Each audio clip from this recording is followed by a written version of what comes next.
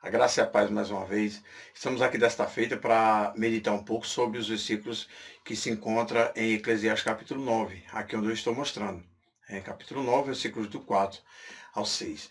Esse relato aqui, ele nos dá uma narrativa muito boa, porque ele esclarece, ao mesmo tempo que ele pergunta, ele esclarece sobre as questões aqui abordada no dia de hoje. Muitas vezes as pessoas chegam para mim e perguntam: olha aí, mas as pessoas que morrem têm consciência das coisas? Então eu falo: sim, tem. Consciência das coisas que fizeram ou que lhe aconteceu, mas não do presente de que está acontecendo aqui na Terra. Eles não sabem nada dos vivos, mas de tudo aquilo que eles fizeram, tudo aquilo que eles usaram, sim, eles sabem sim, tem consciência sim. A gente vai ver durante esse vídeo, vou resumir o máximo possível, mas para que você possa entender.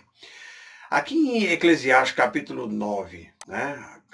Eclesiastes capítulo 9, e os versículos do 4 ao 6 diz assim, ó: ora, para os que acompanham com todos os vivos, a esperança, porque melhor um cão vivo do que um leão morto. Porque os vivos sabem que hão de morrer, mas os mortos não sabem coisa alguma, nem tampouco eles têm jamais recompensa, mas a sua memória ficou entregue ao esquecimento. Até o seu amor, o seu ódio, a sua inveja já pereceram e já não tem parte alguma neste século, em coisa alguma do que se faz debaixo do sol. Então, quer dizer, eles já não têm parte alguma nesse século, consciência do que está acontecendo aqui, eles não têm. Eles não sabem o que acontece com você, não sabem o que acontece comigo. Por exemplo, você tem um irmão que já faleceu, então seu irmão sabe o que você está fazendo, ele está olhando para você? Não, não está. A Bíblia diz que não está. A Bíblia, tem pessoas até que dizem assim: mas eu estou fazendo isso aqui porque meu pai já morreu, minha mãe já morreu. E onde eles estiverem, estão orgulhosos de mim. Não. Não é assim. A Bíblia não fala sobre isso. Para combater ou para esclarecer sobre isso, porque eu já vi muitas pessoas dizer que realmente, não, isso é conversa de vocês que vivem pregando o evangelho, dizendo essas... Não. Você crê na Bíblia ou você não crê. Então, esse vídeo aqui é para quem crê, crê verdadeiramente na Bíblia, no que Jesus disse. Tá? Aqui quem falou foi Salomão, inspirado pelo Espírito Santo de Deus. Né? E a gente vai ver um ponto de que as pessoas usam muito contra isso aqui. Aqui no relato de Pedro, da carta de Pedro, tem uma coisa muito interessante que eu queria passar para vocês, para que vocês não entendam errado. O que diz aqui, ó? Eu vou ler do 18, para você entender bem. Que diz assim, ó: porque também Cristo padeceu uma vez pelos pecados, o justo pelos injustos. Quem é o justo? Jesus. Quem é os injustos? Eu e você. Para levar-nos a Deus, mortificado na verdade na carne, mas vivificado no Espírito. Tá, beleza. Aí aqui ele entra num relato bem interessante. Ele diz: no qual também foi, no qual o quê? Tempo. No qual o quê? Obra. Esse ato. No qual também foi e pregou aos espíritos em prisão, os quais no outro tempo foram rebeldes quanto à longanimidade de Deus, esperava nos dias de Noé, enquanto se preparava a arca, na qual poucas, isto é, 8 almas, se salvaram pelas águas. Esse aqui é o ponto em que a maioria das pessoas questiona e até oram, rezam pelas pessoas que morreram, porque eles dizem que Jesus foi lá pregar o evangelho para eles. Se você acompanhar o relato aqui desde o início, ele não está falando sobre isso. Ele está falando sobre o ato de justiça da qual o Senhor, quando o Senhor morreu, no ato daqueles 3 dias ali, ele morreu e foi ao mais profundo da terra. Ele foi lá, tomou a chave do abismo, né? E porque ele não tinha como, mesmo sendo Cristo, mesmo sendo o Espírito verdadeiramente de Deus, o homem tinha pecado e esse direito o homem tinha perdido. O Senhor tinha deixado o acusador e suas acusações e seus acusados, tudo junto em uma só panela.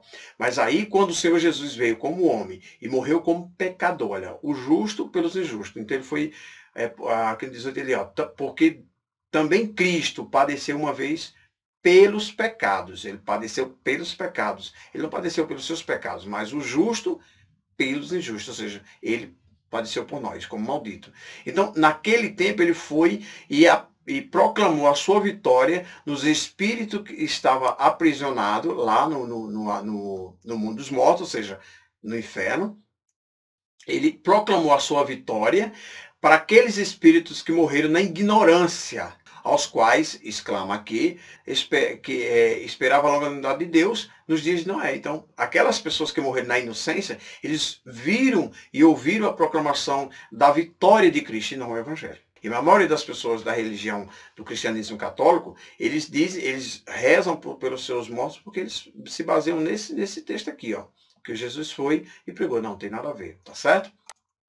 E para a gente tirar essa história a limpo, né? Como eu disse, eu vou resumir o máximo possível para você entender. Então entenda que no qual ele foi, proclamou sua vitória, tomou a chave do inferno, do abismo, e subiu ao alto, levando cativo o cativeiro, né? Como disse Paulo, tá certo? Então voltando aqui, vamos para Lucas capítulo 16, não é isso? 16, versos 23 e 27. Aqui, ó. E no Hades, ergueu os olhos, estando em tormento. Isso quem? O rico. Aquele rico lá do relato aqui de Jesus Cristo sobre Lázaro e o rico. E estava em tormento. E viu ao longe Abraão e Lázaro no seu seio. Eu vou seguir aqui o relato. Eu não vou ler só os dois versículos para você entender melhor.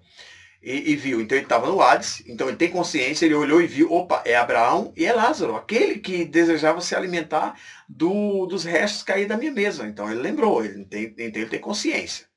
Então, o fato lá de Eclesiastes quer dizer que o quê? Que ele não tem consciência do que acontece aqui na Terra, mas ele sabe o que aconteceu durante o seu tempo de vida aqui na Terra, isso ele sabe. E clamando disse, pai Abraão, olha, ele reconheceu, tem misericórdia de mim. E manda Lázaro, sabia quem era Lázaro, o rico sabia quem era Lázaro, e molha o dedo, a ponta do dedo, e me refresca a língua, porque estou sendo atormentado nessa chama. Então ele tem consciência do que aconteceu durante a sua vida na Terra, ele sabe, está plenamente consciente dos atos que acontecem com ele lá, porque ele diz, porque estou atormentado nessa chama. Disse, porém, Abraão, filho, lembra-te de que recebeste seus bens na tua vida, e Lázaro somente males, e agora este é consolado e tu és atormentado. Olha só o que diz o 26.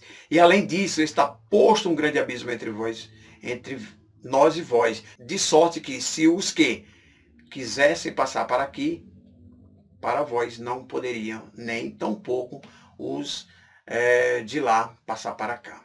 Aí o 27, e disse ele, rogo-te, pois, ó Pai, que mandes a casa de meu pai, pois tenho 5 irmãos, para que lhes dê testemunho a fim de que não venha cair não venha também para este lugar de tormento. Então ele tem plena consciência dos atos que está acontecendo com ele, ele tem plena consciência de quem é que está lá e quem não está, porque ele reconheceu Lázaro, reconheceu Abraão. As pessoas dizem mas afinal de contas, quem mentiu? Jesus ou Salomão? Não, nenhum mentiu. Ambos colocaram o seu relato da sua forma, e aqui o escritor de Lucas colocou muito bem com Jesus, fazendo um relato que mostra que ele tem plena consciência, ele sabe que o que aconteceu, não o que acontece, mas o que aconteceu em sua casa com os seus. Ele sabe que ele tem 5 irmãos, e para eles não ir cair naquele lugar, tal, então ele tem plena consciência. Então, recapitulando todo o assunto. Quem está no mundo dos mortos tem consciência de tudo? Tem consciência de tudo que acontece lá. Quem está morto tem consciência do que está aqui? Não tem consciência do que está aqui, segundo o relato bíblico que se encontra em Eclesiastes capítulo 9 e os versos 4 ao 6. Ele não tem consciência. Podemos orar pelos mortos? Jamais, porque a Bíblia diz que os mortos não têm recompensa alguma. Então o que acontece?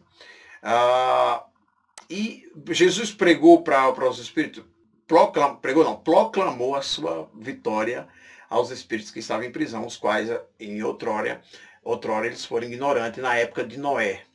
É o tempo da inocência que a gente tanto conhece.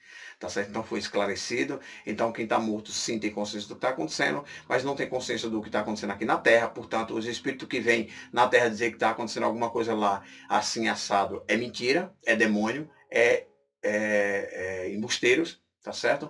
Mortos recebem recompensa? De jeito nenhum. O que ele tinha de receber, ele recebeu até o ato do seu suspiro aqui na terra. Desceu ao Hades, não tem recompensa nenhuma. Lá ele vai receber o que ele fez em vida aqui na terra. Tá ok? Esclarecido? Bom, quero terminar aqui com os 2 versículos dos quais eu costumo terminar, que é Mateus 4,4, que está escrito: nem só de pão verá o homem, mas sim de toda a palavra que sai da boca de Deus. João 5,47, que diz: não creio no que está escrito, como crerei nas minhas palavras. Fica na paz, fica na graça e até a próxima.